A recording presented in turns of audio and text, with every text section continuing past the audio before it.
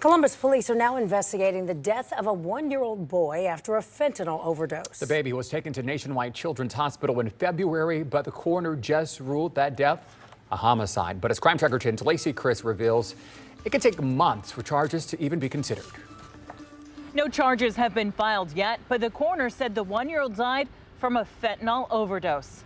Anytime you have you're doing an autopsy on a deceased infant or child who's otherwise healthy, who hasn't had a chance to live their life yet, those are extremely difficult.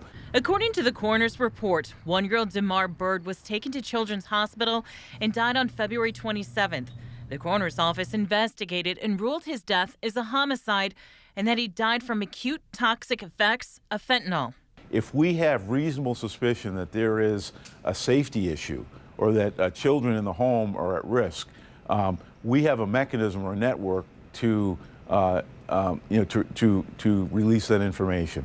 The coroner's office alerted Columbus police, and detectives are investigating Bird's death. The coroner's office has investigated several baby deaths because of drug overdoses in just the last 2 years.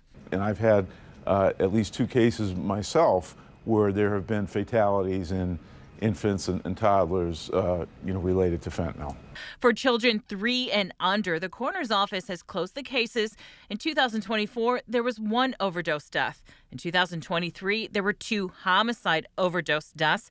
And in 2022, there was 1 accidental overdose death, 1 homicide overdose death, and 1 undetermined. There isn't an exact number of those cases that are still open and under investigation. Usually by between 8 and 12 months, that's the time where their mobility is increasing, they learn to put stuff in their mouth, they have no fear, they're very exploratory. Okay, that's the peak age.